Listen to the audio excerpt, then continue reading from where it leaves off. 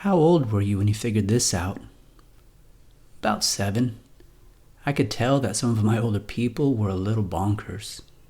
I've always been able to recognize that other people were a little bonkers. Charlie Munger.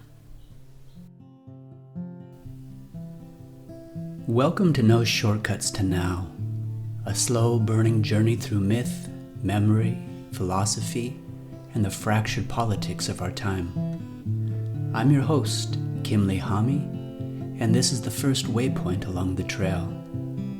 Each waypoint is a meditation, part story, part symbol, all interpretation, asking how we've gotten here, what it might mean, and what paths still remain. So let's begin.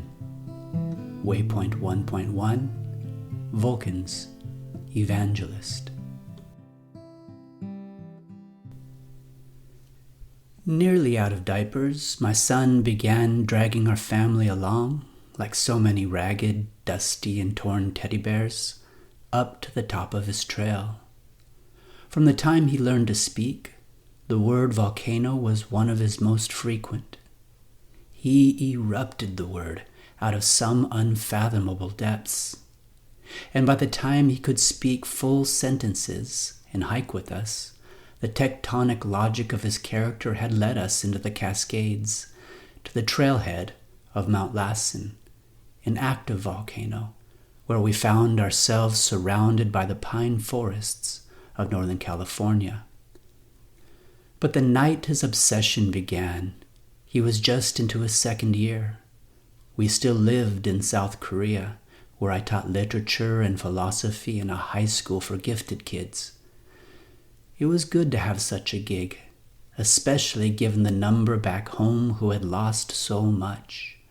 Their jobs, their homes, their hope, their faith in meritocracy, and the rumblings of the Great Recession. Like many young Americans, I had come to work off student debt and found myself working in a world of white-collared bean pickers. Most of us were there legally. In our tenure abroad, we teachers watched many a fiery mother with big dreams and bigger anxieties drag her little teddy bears up the stairs of every best after-school academy her overworked husband could afford. Some of us even met with this mother, secretly, in a dark corner of some Starbucks cafe where we sipped dark coffee, and, under the table, for the promise of proper nouns and progressive verbs, we accepted her white envelope stuffed with cold, hard Korean cash. We dark teachers dealt in that most slippery of black market currencies, the subjunctive mood. In this time, we American expats still lived with an audacious hope under Obama skies, and my little bediapered boy expressed as much. When he'd spot an American flag on TV or on a t-shirt, he'd point up and call out, "Obama flag!" I'd smile, a proud progressive father, but another part of me wanted to shush him, knowing how many from my rural California town would take to having Old Glory called by the name of a socialist, Marxist African known to be a secret Muslim terrorist. Barack Hussein Obama? Scary. Moreover, the proof of his citizenship had already been called into question, and the birther conspiracy had been embraced by a certain orange-faced buffoon. Let's call him the Ku Klux Klan, who was beginning his rhetorical assault on the legitimacy of a president. A seismic shift had begun in our political landscape, which would transform it into a well-armed, poorly fact-checked circus of 3 rings. Well, on the night my son's obsession with the volcanoes began, I sat with him at our kitchen table in our little 21st floor apartment, playing with Play-Doh and sipping on a bottle of home-brewed American ale. Together, we sculpted little brown mountains. At first, it was a joy. We'd plunge our index fingers into their peaks, form craters, and stuff them full with red dough lava, which spilled over to burn Big Bird's village below. The people of Pompeii knew no disaster like that which buried Sesame Street that night. How many pyroclastic flows slipped down that mountainside? I can't recall. Count Von Count counted a 5th, a 6th, a 7th, and a 20th fire show. With each new ashen security blanketing of Bert and Ernie, I began to better resemble Oscar the Grouch. Soon, my 3rd empty beer bottle began to tremble and shake, and I belched.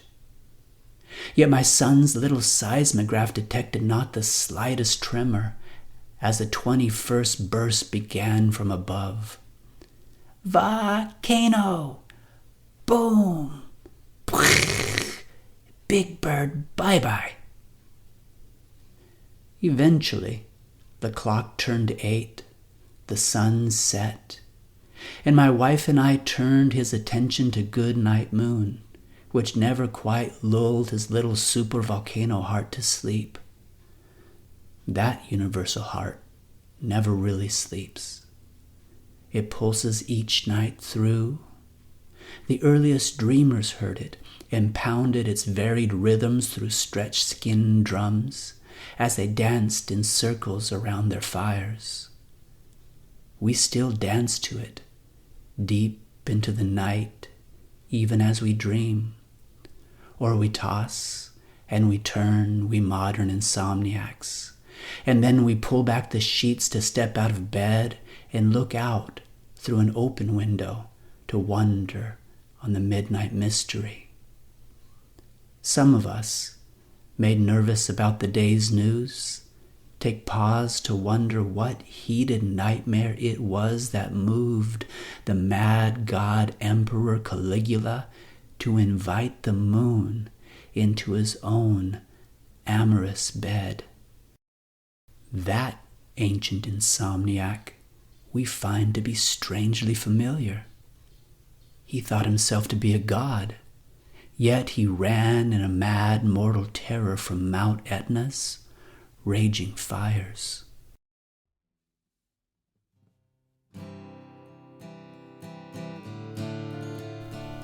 If something in this story stirred beneath the surface, some memory of fire or fear or fatherhood, you're not alone. This project is about following those sparks, the ones that erupt in playrooms and press briefings alike, through the dark and tangled places they lead. What ancient fire has shaped you? What is your volcano? What god or myth still sleeps under your bed?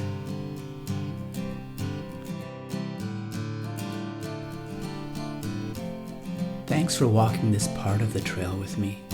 If you'd like to read along, subscribe, or leave a comment, you'll find this and all future waypoints at noshortcutstonow.com or on Substack at noshortcutstonow.substack.com.